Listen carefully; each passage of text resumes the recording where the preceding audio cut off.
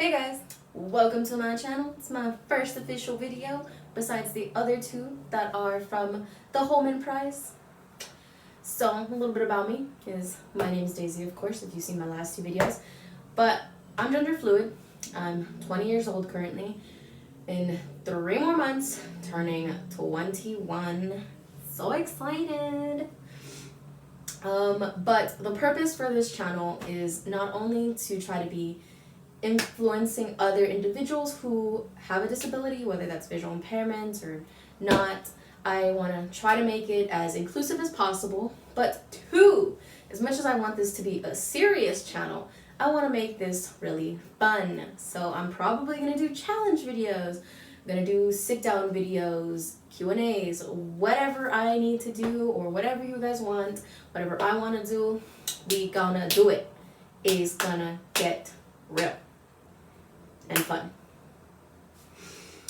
So, I also figured I might as well make this video a little longer and do more. So, let's start with my fears, just in general. So, I have a giant fear of spiders and bugs and anything else that relates to those, kind of like worms, butterflies, anything. Terrified. 2, I have a fear of being alone, not in like general, like right now I'm home alone. No, that doesn't scare me. I mean like that I'm going to be entirely alone, no friends, nobody around. 3 is I have a fear of steps, any kind of steps, whether that's like a curb, like just one step, or going down a flight of stairs. Yeah, stairs are my biggest nightmare. But it's also my own fault. I have fallen down the stairs twice because I was being little old stubborn me. And I really was holding on to a little shred of vision that I had left that made me pretty high in the bracket, even though I was already pretty low in the bracket either way. But yeah, fell down the stairs twice. Now I'm terrified of them because I'm scared of falling. I've always been scared of falling, but I've just been a little bit more adventurous when I was younger, so falling wasn't my biggest priority. Like if I fell, whatever, get back up. But now it's a little more serious because I am losing vision. I'm not losing vision anymore, thankfully. They successfully did a surgery in 2018 and a laser surgery in 2019 that has actually helped me gain back a little bit of vision. So that's great. But going downstairs is just still something that I'm terrified of. I'm not terrified of heights, that's not the issue, it's just the going down the stairs. Yeah. But also going down curbs and stuff like that is my biggest fear, only in the sense that when there's a curve, that means there's a street, and I'm not scared of necessarily crossing the street, but the embarrassment of like if I were to go down the curb and then just somehow trip, I'm just gonna look really dumb. Like it's easy to just get back up and then like walk across, but there's still that little shred of embarrassment that I'm gonna feel. So that's the part that scares me about the curbs. Let's see. See, everything that I'm saying is really unscripted, and I'm probably not going to edit this out. But, you know what, I'm just going to leave it at that. Those are my fears. Some goals that I have for 2021, or some resolutions, whatever they're called. I know that this video is coming out past New Year's, but why not share it with everybody? So, number 1 is lose weight. I've been doing that ever since quarantine started. I started losing weight, but holidays happened and you just can't deny food. I mean, you can, but do you want to? Because I don't. Especially this year, we had some really good food. The tamales, the chicken, or pan con pollo, which translate to bread and chicken. It's basically a sandwich, but it's a really good Salvadorian sandwich, trust. The tamales were also Salvadorian. And then I had, of course, my Ecuadorian dishes, like the desserts and just the food overall. Like tortilla de papa, we had pork, we had white corn because I don't know the name of it. We had buñuelos and empanadas. Yeah, so you can tell it was very delicious. So yeah, but I'm on a cleanse right now. If you guys want to know what the cleanse is, it's basically cucumber, pineapple, lemon, and ginger. I will let you guys know if it works. If you guys ever want to try it. So far it is really delicious. You're only supposed to drink it you're supposed to drink it 2 times a day, one in the morning, one at night.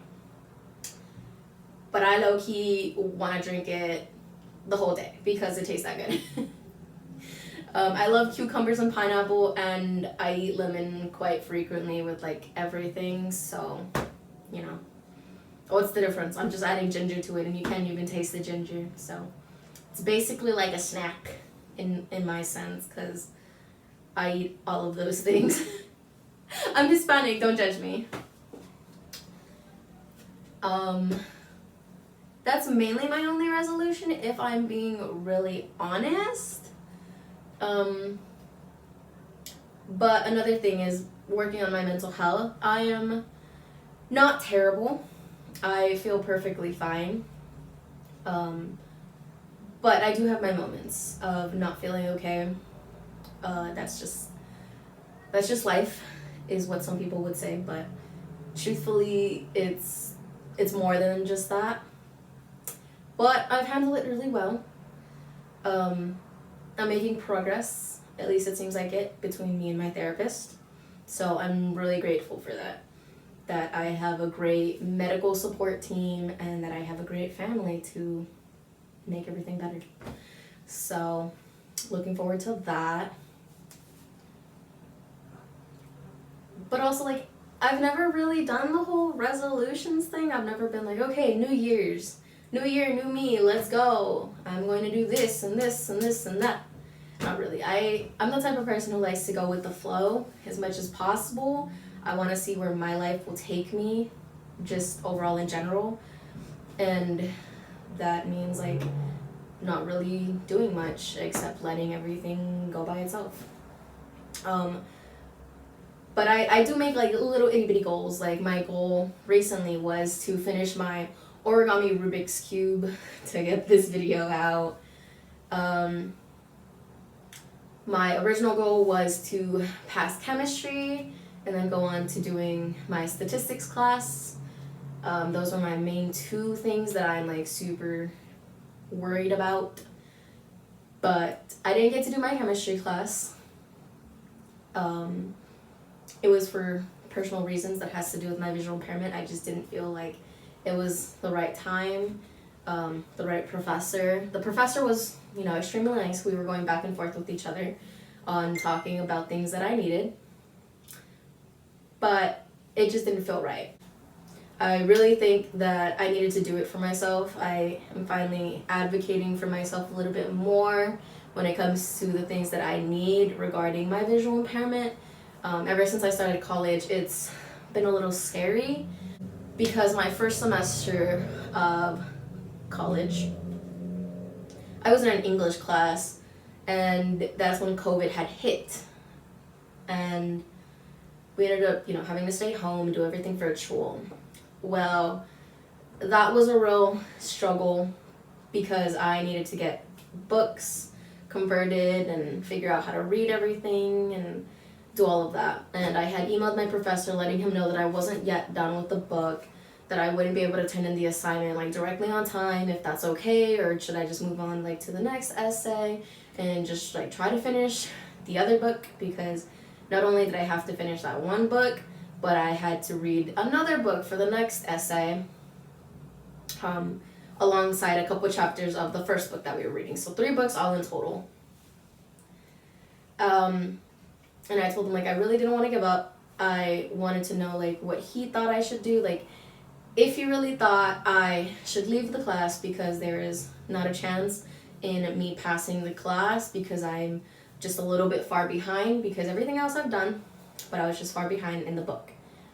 And he was telling me how I shouldn't drop the class, I shouldn't give up, that I should keep going, and that was basically it. He didn't answer any of the other questions, like whether or not I should finish the essay or not, which I was like, okay, I'll just move on to the next essay. So I continued to read the first book that I was on. Then I was going to go on to the second book and figure all of that out. But next thing you know, like a week and a half maybe, I'm not too sure when it was, but he had dropped me from his class. And that really concerned me because I didn't know whether or not that was going to count as a W, which prevents you from being able to like transfer, or at least it doesn't look good on your record.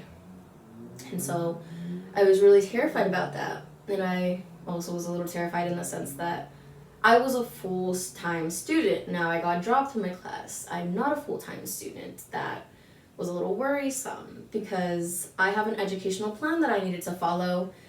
So I was like, now what am I going to do? But I finished my other classes, got good grades, moved on to the next semester. So I had to take another English class. I was not going to take the same professor because he wasn't that great when it came to people with disabilities, so I didn't think it would be appropriate to take his class again. So I picked another professor. And he was good. He was super helpful, super grateful for having this professor. But when it came down to it, I noticed that I was really terrified about emailing my professors because of my visual impairment. I have one professor in particular. She's such a sweetheart. Shout out to Miss Stacy Lee Longmore. She is great working with people with disabilities. She's super understanding. She's super helpful. But for my English teacher, there was feedback that I needed to read on my assignments, but I couldn't read them because I didn't know how to do it. I didn't know where to do it, and it was just like a bunch of different stuff. And I finally got up the courage to email him and let him know. And he was honestly really nice, and it really surprised me because I really shouldn't judge, and not that I didn't judge him, but I really shouldn't be scared of telling somebody something about my visual impairment if I need help when it comes to school, because I'm only hurting myself, not them. So, I learned a lot. But this spring is going to be trouble. Taking statistics or math 227. I'm taking Spanish 2 or Spanish 2. And I'm taking child development 30, I believe is what it is, which is learning about toddlers and infants and the behaviors of those individuals. So super excited for the child development. Spanish is I'm decent when it comes to knowing Spanish when I'm hearing it. For me to speak it is a different story. I can do it, but I do stumble a lot. So we'll see how that goes. I'm pretty sure I'm still gonna do good. But statistics, oh boy, statistics, lovely. And lastly, what I want to talk about is pet peeves. Yes, ending it on a good note, right? So, I'm not much for being negative or anything, but there is, I'm human. There are things that annoy me. So one of my biggest pet peeves is when people with disabilities, specifically visual impairments, when they say these are things that you should never ask a person with a visual impairment. These are things that you should never say to a person with visual impairment. This is whatever. Just basically telling people who are sighted or anybody else that this is what you shouldn't do, when that's not right. For one thing, everybody is different. So take me for example, I love getting questions. I love helping people understand something. Now at the end of the day, if you still are being a little bit like ignorant about it and you just choose not to want to listen or anything, then that's not on me. I will just gladly walk away. I'm not gonna be mad, but I'm just gonna walk away. But now if you don't understand something, I am gladly going to help you in any way that I can, whether that's saying it in a different way, telling you more over time, or like showing you whatever the question is. But yeah, I just don't believe in having people shut down other people's like ideas or thoughts or anything, all because you get irritated by something. That is on you. It's not about what you say, it's the way you say it, your intentions behind it. And in order to know somebody's intention behind that question or their thought process, you have to talk to them. So that's where I think that's telling people that you shouldn't do this. You're basically ignoring a conversation. And if you ignore the conversation, then there's never going to be progress. The more people you talk to and let them know certain things, the more people are going to get educated. And then over time, the less those questions are going to be asked. Recently, I had somebody tell me that maybe I should try contacts. And I was more shocked by that comment because I've never gotten it before, but because it was over social media, I was really understanding about it. Not that I wouldn't be understanding about it if it was in person, but I was a little bit more in shock. Because in person, you can tell whether it's by the glasses because they're super magnified and they're super puffy. I don't know if you guys can see that, but they're super puffy. I bump into a lot of things. I have a cane. Just all the little things that you can tell that I am visually impaired. But it's over the internet. I'm not specifically going and doing anything in particular, other than typos. But everybody has typos. But I didn't get mad. I was just like, okay, that's fine. Let them know that they're not going to help me. That's it. If they want to know more, then they can know more. But that's just the thing. Other people would probably get so annoyed by that. I didn't jump at somebody's throat and be like, don't ever say that to anybody. Now, do I recommend that they don't say that to anybody else? Probably. Because, again, it was me. If it was anybody else, they probably would have gotten mad at them.